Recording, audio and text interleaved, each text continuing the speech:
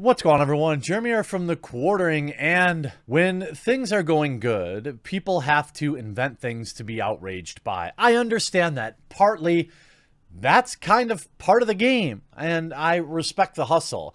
But I certainly wish that they would, I don't know, change their targets, grow up a little bit, have a more nuanced take, other than orcs. I see orcs as black people, therefore this. It's always the people that are obsessed with race, that are calling everybody else racist, that end up being the worst ones themselves. What's happening out there? You call them orcs. But I see black people.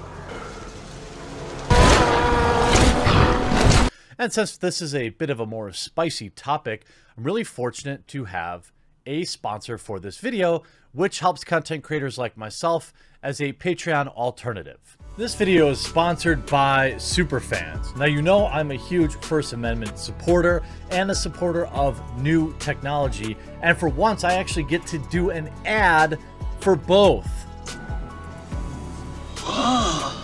Now, we know the First Amendment has been under attack by big tech, and it's only going to get worse. Cancel culture is in full swing, and many creators, including myself, are under constant threat of deplatforming and demonetization. Superfans is a new platform that supports public and civil discourse. Think of Superfans as a fusion of Patreon, Cameo, Subscribestar, and Instagram, minus all of the judgment. All of my feeds, like YouTube, all sync directly into Superfans. They even have a special agreement with creators like myself, so I have full ownership of my fans and followers, arguably the first platform to ever do that. Head on over to superfans.co/thequartering. Check out my content there, including some of my early original videos. Let me know what you think, let me know how the site can be improved, and look for other creators that you want to support on Superfans.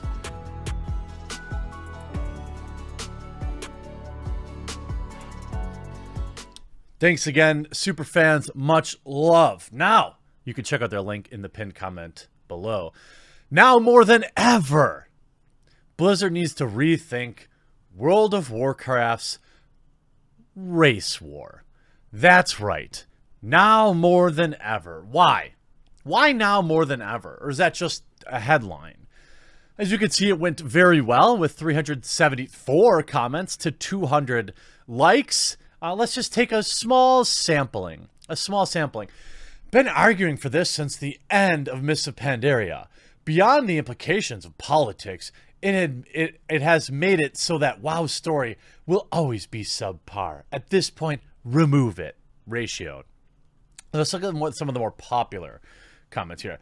Keep politics out of my games. Well said. I mean, I don't know. I mean, and again, it's modern day politics that are people always talk about. And then, like, the people that are for this kind of stuff, like, oh, everything's political, guys. Everything's always been political. Yes, I understand that there are politics in World of Warcraft, but it's not about modern day politics. Then you get SJW, Tails, and Yvedal coming in here. Is it your game? I thought it was my game. I mean, it's not receiving a ton of support. Everyone in the world is touched by politics. Trying to shield games from that is a fool's errand. No, but it wasn't there in the first place, and you're just trying to tie it all in. Of course, this article is going to bring up everything that happened to Mr. Floyd because clickbait, you know? Here's Zalia. I like Blizzard Watch. I'm a Patreon. I even agree that dissolving of faction might be a fun change. However, to compare factions' pride in the game to white power is utterly ridiculous. Someone needs to go play outside more. You have heels versus babyface. No, it doesn't. Simple. 191 likes. It obviously didn't go well. It's completely getting ratioed. But what does the article actually say? Well, Scott F. Andrews from at QuestFender, one of the reasons Mists of Pandaria, now this is a brand new article, by the way, was my favorite expansion in terms of lore and story is because it's Blizzard's Platoon.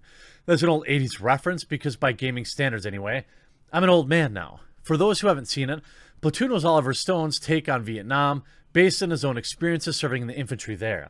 I came back from NAM a different person, he said in a recent interview. You'll see the worst of things. The lie was big over there. Pandaria offered an outside impression of the faction battle. We had hints of this early on when the Serpent statue crashes to the ground at the climax of the Jade Forest questline. We see this is not a typical Blizzard story. This is about a very real aftermath of conflict. Even the psychological effects of battle are given their due in mists. Embodied literally in the ferocious Shah, Garrosh himself gave into Shah's influence, spawned from the old god. His transformation from arrogant war chief to mass-deleting maniac is a tragedy for both his enemies and his own people. However, no one suffers more than the Pandarian, who see their villages and cultural sites destroyed, loved ones ended, their entire landscapes devastated. And that's true. The story of Mists of Pandaria is very strong.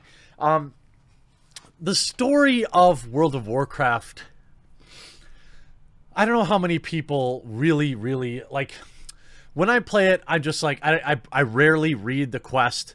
There are a few memorable characters or some long quest lines where you start to really understand, like, there's a 7-part quest line, Stalvadin or something like that in Darkshire. I'm like, oh, who is this guy? Finally, I had to look him up.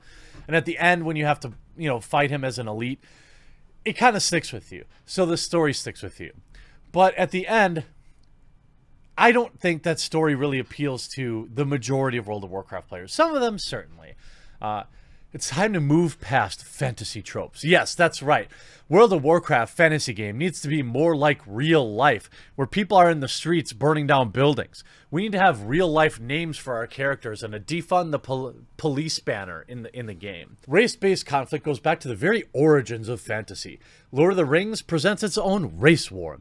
Aside from the humans and the demigod like Meyer who fight on both sides, the War of the Ring is divided strictly among racial lines. Just as Splatoon ushered in a more nuanced version of storytelling about war films, fantasy literature has also largely moved past the idea that all members of a fantastical race share the exact same beliefs and values. That in any war, all members of a given race would naturally be allies against other enemy races. It's time for WoW to do the same. The lore that WoW is based on was created long ago in a different era. Yeah, 20 years ago, millions of years ago. Here's the gold. By the way, everything before this written fine. Not a lot to disagree with there. Good lead up. Good lead up. Here we go. Racism in modern political spotlight. Here we go. In the massive worldwide BLM protests, peaceful protests, have put a spotlight on racial injustice throughout the United States and elsewhere. Many changes, big and small, have come as a result. Not really. Not really. What, do you have athletes kneeling? You got basketball players wearing a little bit of a different jersey. All this stuff's going to go away next year. The big changes will remain to be seen. Now, more than ever, it's time to end WoW's race war. It's time to let factions be factions and not racial segregation. Let faction pride be pride instead of beliefs, not prejudice. For the Horde, for the Alliance, are two opposing rallying cries in WoW. Yeah, and it's also what makes it great. But when you think about it, are these cries really any different than shouting white power? What? Yes! It's very different, you absolute moron! Are you joking? Next thing you know, the guy's gonna say the word icky. You are espousing a subset of races as superior to others, as your team. Your character in Azeroth are fighting for the dominance of those races over enemy races. Yeah, it's not so much. I never really got the feeling that, as an Alliance member, I never got the feeling. And, admittedly, I'm not super deep into the game. I always start it, and I get to, like, level 30 or 40, and then life happens, and then I start over. But, I never really get the feeling that the Horde is viewed as, like, subhuman trash. I just get the feeling that the Alliance is just better. But it's more like pride in oneself, not necessarily against another. But, hey, maybe there's more of that in the game that I just haven't seen. This never felt particularly okay, and it's becoming less and less okay over the years past. This in particular, it feels downright icky. Next thing you know, the guy's gonna say the word icky. Oh no, not ickiness. I know that many of you will say, Scott, this is a fantasy world. Yes, full stop.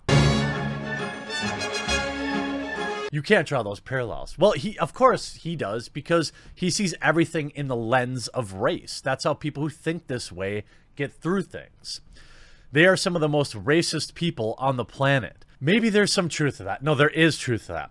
But I would argue that if Blizzard can do better than this tired trope of racial conflict in fantasy. You know what's tired? Seeing orcs as black people.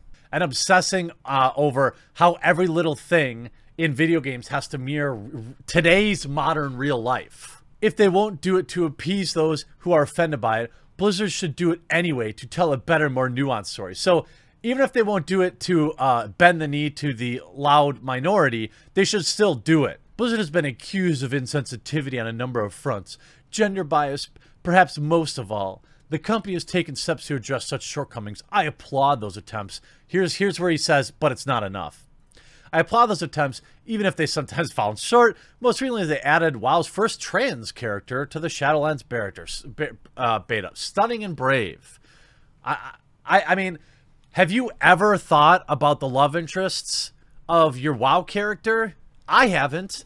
I don't. Who are these mythical players that obsess over this kind of stuff? Ooh, I wonder if my character's gay or not. I guess on the RP server. But you could do whatever you want there. They are aware of the game that promotes these bad things. They are aware, as well as we are, about this powerful moment in history. I urge Blizzard to see the moment and make changes. Absolutely not. No, I will not back you on Patreon. No, I will not back this absurd reach.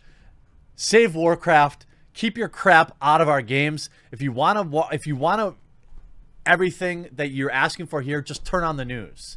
Nobody plays World of Warcraft to have it mirror real life. Get out. Hope you enjoyed this video. We'll talk to you again real soon.